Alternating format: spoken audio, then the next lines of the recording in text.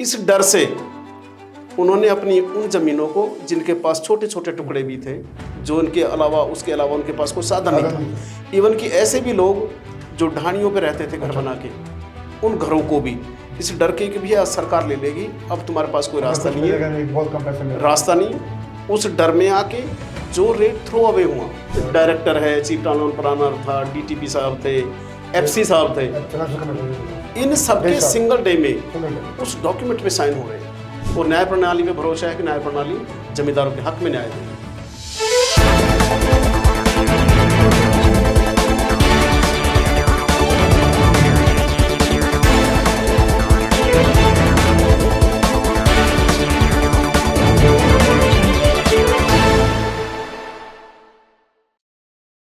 एक पुरानी कहावत है, justice delayed is justice denied. न्याय मिलने में देरी हो जाए तो न्याय पाने वाले की उम्मीद टूट जाती है।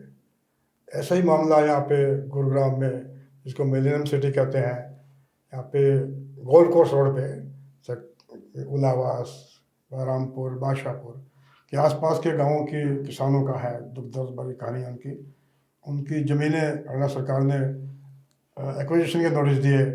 लैंड एक्विजिशन एक्ट में कमर्शियल सेक्टर बनने हैं, रेजिडेंशियल बनने हैं, 1400 एकड़ ज़मीन करने का। अब बेचारे किसान घबरा गए, ज़मीन एक्वायर हो जाएगी, उन्हें पौने दाम पे बिल्डरों को बेच दी। अब बिल्डरों को पता था कि भाई रिलीज हो जाएगी, जो ज़मीन बिल्डरों ने दी, सरकार ने सारी ज़मीन रिलीज कर दी और सिर्फ कोई 87 एकड़ ज़मीन एक्वायर की। बिल्डरों को लाइसेंस मिल गया, हमारे न्यारे हो गए। अब किसान बेचारे क्या करें, मतलब कि किसान के पास कोई ऑप्शन नहीं, मतलब के तो वो अपना जो विक्टिम किसान जिनकी ज़मीन रिक्वायरी, और एडवोकेट भी हैं अपना राम बाबू जी, अम्बाल साहब जी, बड़े स्ट्रगल करते हैं, किसान के लड़ते रहते हैं। उन्होंने उनसे बात की, मिल मिला के हाई कोर्ट में मुकदमा दायर किया। हालांकि बड़े ओट्स थे, क्योंकि उस टाइम सीएम भी थे भूपेंद्र सिंह हुड्डा जी, तो हाई कोर्ट में जीत गए। मतलब बड़ी बात है, आप हाई कोर्ट से जीत गए। बाबू जी, आप हाई कोर्ट से क्या जीत गए? सबसे पहले तो मैं इस स्टूडियो में पधारने पर आप हमारे न्यूज़ टाइम स्टूडियो में आए हो, आपका हम स्वागत करते हैं। स्टूडियो में आने के लिए, बंसल साहब इनवाइट करने के लिए सबसे पहले तो आपका बहुत हार्दिक धन्यवाद अदा करता हूँ, बहुत बहुत आभारी हूँ। बंसल साहब को जहाँ तक मैंने देखा है और मैंने जहाँ तक समझा है आपको, आप एक बहुत ही जुझारू पत्रकार है और सामाजिक मुद्दों को या किसानों के मुद्दों को बड़ी बारीकी से आपने उठाया है। हमें बड़ी तसल्ली होती है आपके इन मुद्दों को उठाने से। हर दिन आपके आर्टिकल में देखता हूँ, आर्टिकल पढ़ता हूँ, तो मैंने देखा है कि आपने बहुत संघर्ष किया है। चलो एक प्रयास करते हैं, मतलब कोशिश करते हैं, जैसे जो गीता की जन्मस्थली है ना, आभारी है, बिना फल की चिंता के कर्म करते हैं। आभारी है हम आपके इस मुद्दे पे आते हैं। आपकी जमीन एक्वायर होगी, आप हाई कोर्ट से क्या जीत गए, तो सरकार क्या सुप्रीम कोर्ट में चले गई? असली मुद्दा बंसल साहब मैं करता हूँ, अगर आपको थोड़ा ब्रीफ करता हूँ कि स्टार्ट कहाँ से हुआ ये था कि सेक्टर 58 से सेक्टर 67 के बीच में नोटिफिकेशन हुआ, जिसमें कम से कम 10 गांव इन्वॉल्व थे। 10 गांव उलावास, गांव बैरमपुर, गांव कादरपुर, गांव घाटा, गांव रामगढ़, गांव बादशाहपुर, और एक हमारा बेचिराग मौजा है जो हमारे उलावास की जन्मभूमि से लगा हुआ है, नंगलिया मऊपुर के नाम से। गोल्फ कोर्स रोड पे जो प्राइम लैंड है, ये प्राइम लैंड है, ये गुड़गांव की सबसे टॉप और सबसे प्राइम लैंड है, और जो कि एयरपोर्ट से बहुत ही नियरेस्ट लोकेशन पे है, गोल्फ कोर्स नियरेस्ट लोकेशन पे है। इसमें क्या हुआ था कि बेचारे किसान अपनी जमीन को बहुत प्रॉपर तरीके से आजीविका के लिए, अपना जीवन यापन करने के लिए उसमें खेती बाड़ी से अपना गुजारा कर रहे थे, अपनी मां मानता है, गुजारा कर रहे थे। अब इस बीच क्या होता है कि 2 जून 2009 को धारा 4 का एक नोटिफिकेशन लैंड एक्विजिशन का, इस जमीन अधिग्रहण एक्ट के मुताबिक के तहत 2 जून 2009 को 1417 एकड़ लैंड का एक एक्वायर का नोटिफिकेशन आता है, जारी होता है, सरकार जारी होता है। उस नोटिफिकेशन को देखने के बाद जब न्यूज़पेपर में आया तो जमींदार सख्ते में आ गए और जमींदार घबरा गए कि ये क्या होगा, जिसको कभी सपने में भी नहीं सोचा था कि उनकी आजीविका का जो साधन है अगर वही सरकार के हाथों में चली जाएगी तो उनकी आजीविका कैसे चलेगी। इसका अगला एपिसोड होता है कि उसी टाइम नामचीन बिल्डरों के कुछ प्रॉपर्टी एजेंट्स, दलाल मार्केट में आते हैं और जमींदारों को डराना और प्रलोभन देना शुरू कर दिया कि भैया ये जमीन एक्वायर होनी है, अब आपकी पक्का होगी, इसे कोई नहीं रोक सकता, ये जमीन आपकी एक्वायर होगी, नोटिस आ चुके हैं। आपको सरकारी मुआवजा जो होगा वो बहुत ही कम बहुत कम मिलेगा। मिलेगा, बहुत कम मिलेगा। हम कोशिश करेंगे आपको कुछ कीमत ठीक दिलवाएं। बेचारे अनपढ़ किसान थे, डरे हुए थे वैसे। डरे हुए थे, और इनको सब कि ये पीछे पर्दे के पीछे क्या खेल हो रहा है, इन सब की कोई जानकारी नहीं थी, उससे बिल्कुल अनभिज्ञ थे। इस डर से उन्होंने अपनी उन जमीनों को, जिनके पास छोटे छोटे टुकड़े भी थे, जो उनके अलावा उसके अलावा उनके पास कोई साधन नहीं था, इवन कि ऐसे भी लोग जो ढाणियों पे रहते थे घर बना के, उन घरों को भी इस डर के कि भैया सरकार ले लेगी, अब तुम्हारे पास कोई रास्ता नहीं है, बहुत कम पैसे में रास्ता नहीं, उस डर में आके जो रेट थ्रो अवे हुआ, थ्रो किया, जो बिल्डरों ने थ्रो अवे किया अपने रियल एजेंट्स के माध्यम से, और डायरेक्टली आके भी जो थ्रो अवे प्राइस उन्होंने मार्केट में डाला, इस डर से कि कहीं अखबार ना हो जाए, और उनके प्रलोभन में और उनके लालच में और उनके डर की वजह से उन्होंने वो चीजें टुकड़े उनसे ले ली, गन पॉइंट पे ले ली। प्रलोभन भी उसमें शामिल, बिल्डरों का स्वार्थ भी उसमें शामिल, और जो उनको डराया धमकाया गया उस जमीन को लेने के लिए, और जो एक्विजिशन का भय दिखाया गया सरकारी मशीनरी से, जो नोटिफिकेशन धारा 4 का मैंने बताया, इन सबको देखते हुए जमींदारों से वो चीजें उन्होंने छीन ली। मैं कहता हूं कि ग्रैब किया, हड़पी वो जमीन, वो जमींदारों ने अपनी मर्जी से नहीं दी, हाँ वो उन्होंने हड़पी है जमीनें। अब इसका दूसरा पहलू क्या होता है कि जब ये देख लिया कि धारा 4 के नोटिफिकेशन के बाद भी जमींदार अपनी सारी जमीनें नहीं दे रहे, तो 31 मई 2010 को धारा 6 हरियाणा गवर्नमेंट का नोटिफिकेशन आता है लैंड एक्विजिशन के अंडर सेक्शन 4 के बाद 6। जो 4 की जमीन को हमने कैलकुलेट किया और धारा 6 की जमीन में जो नोटिफिकेशन की जमीन को कैलकुलेट किया, तो उसमें हमने देखा कि 4 तो आया था 1417 एकड़ पे, और धारा 6 लगी 850 एकड़ पे, तो वो 450 एकड़ लगभग जो थी वो कहाँ गई जमीन, वो तो वैसे छोड़ दी। इसका कंसर्न ये आया निकल के कि हरियाणा गवर्नमेंट ने जिन जमीनों पर लाइसेंस दे दिए थे बिल्डरों को, उन जमीनों को रिलीज कर दिया गया धारा 6 से, छोड़ दिया। उस टाइम किसकी सरकार, कौन यहाँ पे? उस टाइम पे हरियाणा में कांग्रेस की सरकार थी, मुख्यमंत्री रहे कौन? हुड्डा साहब थे। उसके अलावा जो उनके ब्यूरोक्रेट्स थे वो इसमें बहुत ज्यादा इन्वॉल्व रहे। सरकारी मशीनरी ने अपने पद का बड़ा दुरुपयोग किया। यहाँ पे कैसे दुरुपयोग हुआ, मैंने एक डॉक्यूमेंट देखा, एक लाइसेंस जारी होता है बिल्डरों के नाम, इन्हीं गांव की जमीन पे, गांव उलावास, बैरमपुर, कादरपुर, घाटा, नंगली, अमरपुर, इनकी जमीन पे एक लाइसेंस जारी होता है। तो धारा 6 तो लगती है 31 मई 2010 को, और लाइसेंस जारी हो जाता है 26 मई 2010 को, मतलब उससे करीब 5 दिन पहले जारी हो गया। और सबसे बड़ी हैरानी की बात ये कि जो टॉप हायर अथॉरिटीज थी लाइसेंस जारी करने की, जैसे कि टाउन एंड कंट्री प्लानिंग के अधिकारी, उसके अलावा PSCM, personal secretary, CTP, chief town planner रेडू साहब, CM के बाद जाता है, और DC साहब, GS रेडू क्या थे उस time? Chief town planner, director रहे, उसके बाद डायरेक्टर है, चीफ टाउन प्लानर था, DTP साहब थे, FC साहब थे।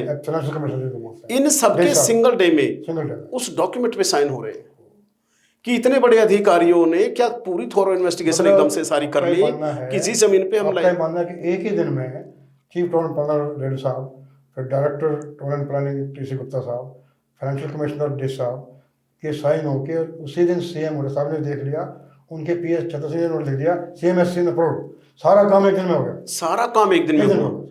बड़ी हैरानी की बात ये, बड़ी हैरानी की बात है कि बहुत मल्टीपल फाइल्स अपने CLUs के लिए, लाइसेंसों के लिए वहां पे लगी हुई थी, लाइसेंसों की लगी हुई थी। इवन कि मैं अपनी जमीन का भी कहता हूँ, मेरी अपनी जमीन का भी लाइसेंस लगा हुआ था। उलावास में मेरी जमीन सेक्टर 62 में आती है। सेक्टर 62 में जो मेरी लैंड थी 3 एकड़, उस पर मैंने हीलेक्स चैरिटेबल ट्रस्ट और हेल्थ सेंटर के नाम से, यानी कि हॉस्पिटल डेवलप करने के लिए मैंने एक CLU लगाया हुआ था। परमिशन मांगा गवर्नमेंट से। काम कर लिए। मैंने धारा 6 की नोटिफिकेशन से पहले वो फाइल लगा दी थी। मैंने सरकारी जो फीस होती है वो सरकारी फीस अदा करी। सेक्टर 14 चैरिटेबल काम था आपका, चैरिटेबल का, हीलेक्स के नाम से, हीलेक्स चैरिटेबल हेल्थ सेंटर के नाम से मैंने फाइल बनाई, प्रोजेक्ट रिपोर्ट तैयार करी, CA से अप्रूवल्स ली, पब्लिक हेल्थ से रिलेटेड जो हॉस्पिटल्स हैं जो हमें अप्रूवल देते हैं, जो हमें रिकमेंड करते हैं, जो सिफारिश करते हैं, सारी फॉर्मेलिटी पूरी करके 7 डिपार्टमेंटों की NOC ली, उन सब की पूरी फाइल बना के सेक्टर 14 हुड ऑफिस में मैंने जमा जमा करी। करो, जमा करो।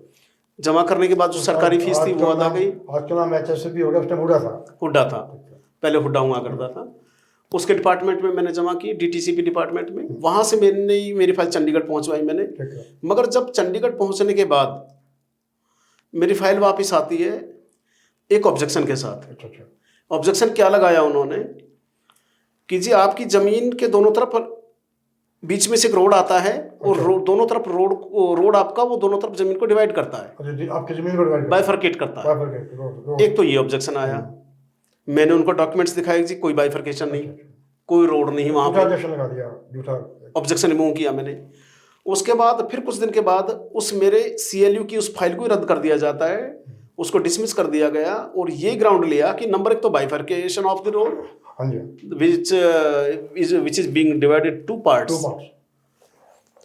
दूसरा ऑब्जेक्शन लगाया कि the land acquisition has already been in acquisition notification under section 4 कि अब आपकी जमीन पर धारा 4 भी आ चुका है।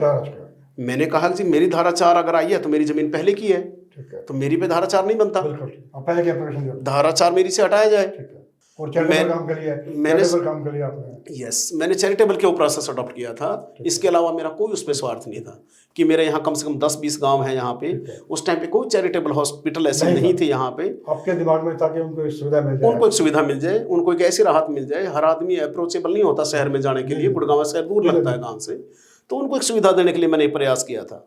पर उस सबको नज़रअंदाज करके मेरी CLU डिसमिस हुई। आपको डिसमिस कर दिया। अब क्या हुआ इसमें, बाबा जी, बड़े हैरानी की बात है, आपका तो चैरिटेबल काम के लिए भी डिसमिस कर दिया अफसरों ने, और जो बिल्डरों की फाइल थी एक ही दिन में town planner, director town planning, financial commissioner और CM तक ने अप्रूव कर दिया एक दिन में। 26/5/2010 में एक ही दिन में 4 या 5 हायर अथॉरिटीज के साइन। मुझे किसके हमारे सोर्स ने मेरी फाइल वहां धूल चाटती रही और उनकी फाइल एक दिन के अंदर ही अप्रूवल हो, लाइसेंस की अप्रूवल आ गई जो 151 एकड़ लैंड की। बता रहे हैं मुझे, मेरे किस सोर्स ने वो फाइल की नोटिस भेजी थी। हालांकि वो सीक्रेट डॉक्यूमेंट होता है, पर पत्रकारिता में आप जनहित में काम करो तो आपको लोग भेज देते हैं। वो भी हम अपने दर्शकों को दिखाएंगे मतलब बाद में। चलो आपकी रिजेक्ट कर दी गई, वो हो गया। उसके बाद चलो फिर आप लोग कोर्ट में गए। अब साहब 31 मई 2010 को जब धारा 6 आ गया, और फिर सबसे हैरानी की बात ये हुई कि इसमें केवल अवार्ड हुआ 87 एकड़। अब वो 1417 एकड़ में से केवल 87 एकड़ का नोटिफिकेशन होता है, अवार्ड होता है, तो बाकी की जमीन छोड़ दीजिए। इट मीन्स ये हुआ कि वो जमीन मैक्सिमम तो छोड़ी गई। उसके अलावा मई 2012 के अंदर इस सारी एक्विजिशन प्रोसीडिंग को रद्द कर दिया। हाई पावर कमेटी बनाई गई, HPC कमेटी बनाई गई। उस HPC कमेटी ने उस सारे के सारे प्रकरण को, एक्विजिशन के प्रकरण को ड्रॉप कर दिया, कि जरूरत नहीं है। अब ये सबसे बड़ा मुद्दा, ये सबसे बड़ा नुकसान हमारे जमींदारों को। मानना है कि भाई ये जो नोटिस दिए गए डराने के लिए दिए गए ताकि वो डर के हमारे बेच डरे। असली मुद्दा, असली मकसद ही उनका ये था। और बिल्डरों को पता था कि भाई ये जमीन जल्दी हो जाएगी। जब मैक्सिमम चंक ऑफ लैंड बिल्डरों के हाथ में आ गया तो एक्विजिशन प्रोसीडिंग ड्रॉप हो गई। अब सबसे बड़ा नुकसान यहाँ पे ये हो गया, हमें वहां तसल्ली होती कि अगर हमारी जमीन को एक्वायर कर लिया जाता कोई चीज बनाते थे तो वो तसल्ली होती, बन जाता कमर्शियल रेजिडेंशियल भाई। सरकार ने जनहित के लिए यस हमारे एरिया के लोगों को कुछ रोजगार मिलते, सेक्टर डेवलप होता, इलाका डेवलप होता।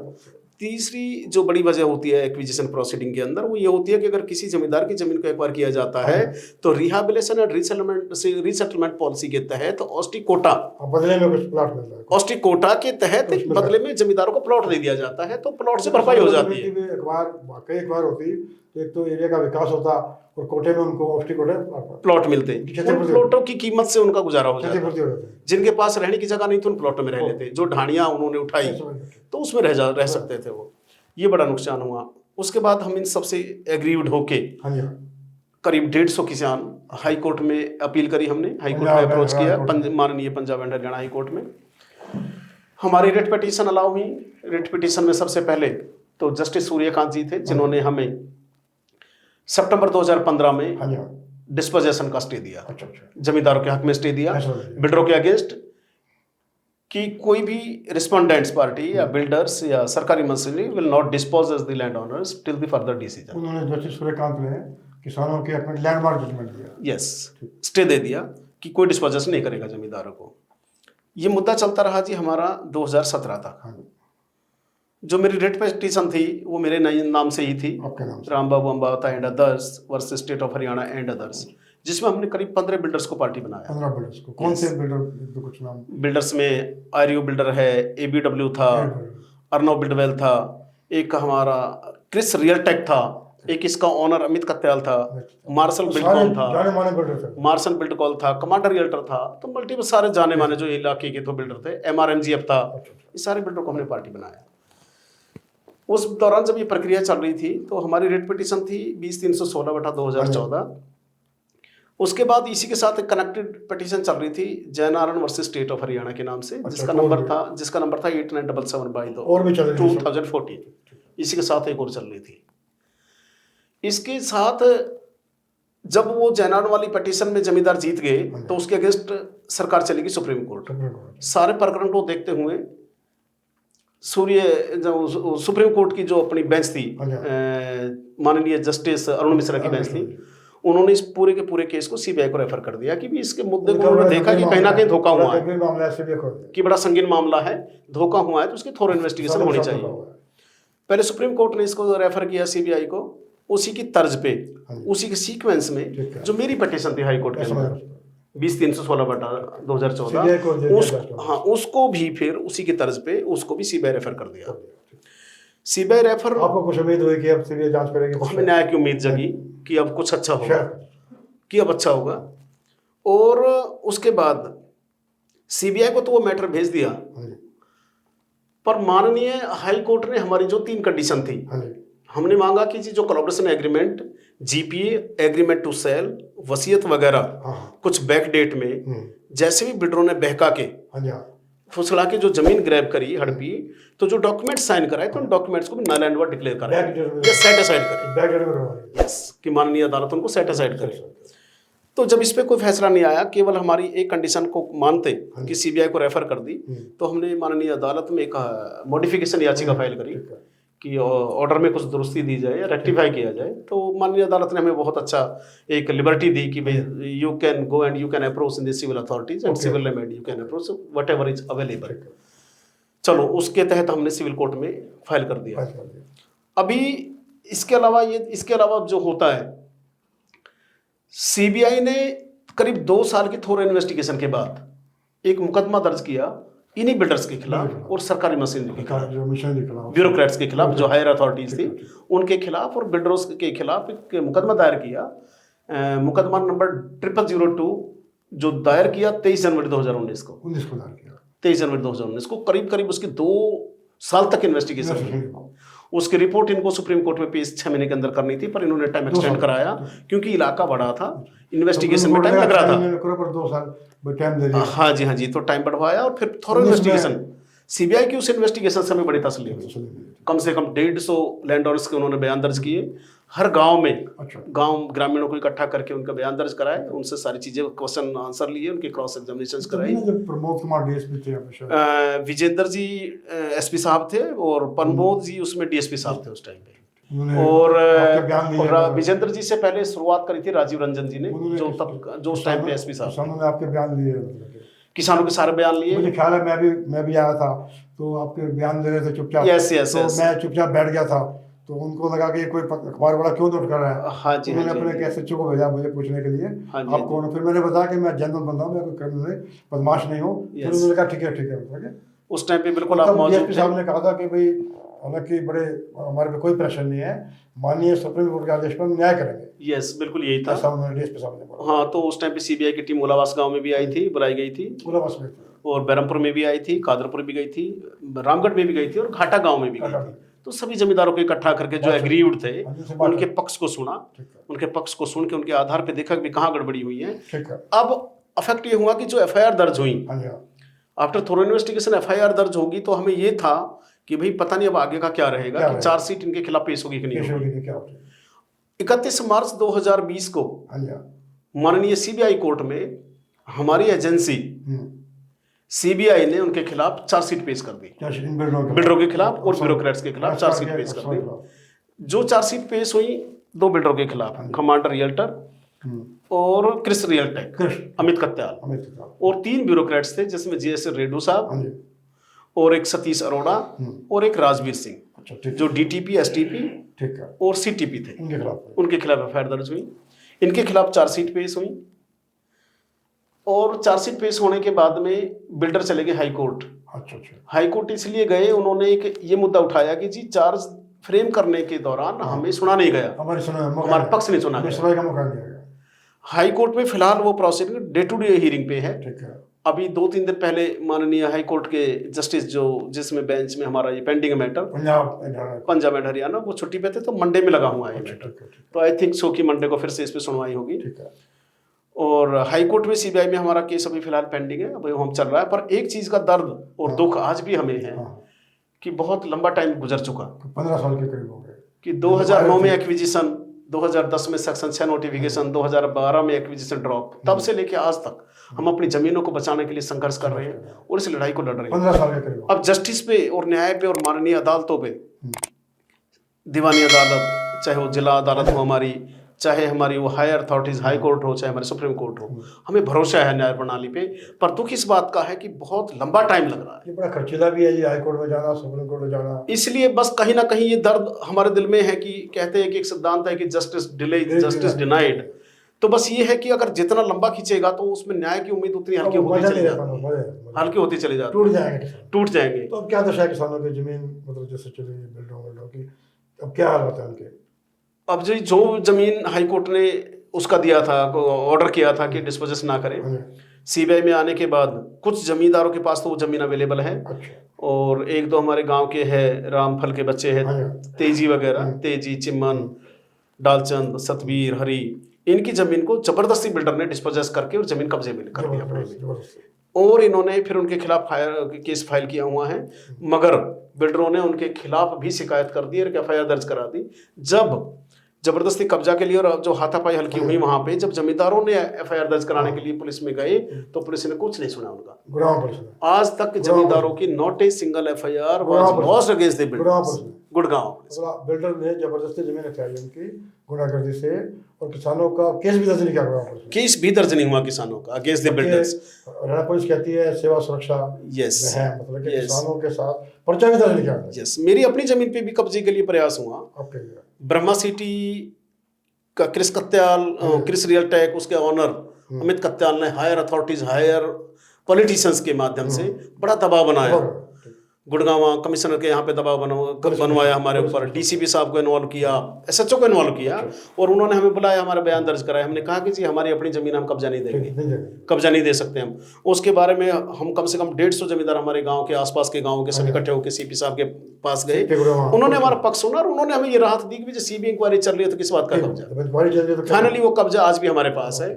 वो बिल्डर के पास एक भी इंच का जमीन का कब्जा नहीं है, वो कब्जा हमारे ही पास है, जिसमें हम 5 भाई है, हरि किशन, राम किशन, विजयपाल, राम बाबू, श्याम बाबू, और इसके अलावा जो मेरे गांव के और लैंड ओनर्स है, जैसे हरिचंद सरपंच जी है, और आपका सुंदर चेयरमैन है, प्रीतम है, इसके अलावा मैदावास के कुछ लैंड ओनर्स है जिसमें हरि किशन के नाम से ही है, मुकेश वगैरह, वीर सिंह वगैरह, एक कादरपुर के जमींदार है, घाटे के धन सिंह वगैरह है, बिल्लू है, एक ऋषि है, इनकी अपनी जमीन भी उससे कनेक्टेड है।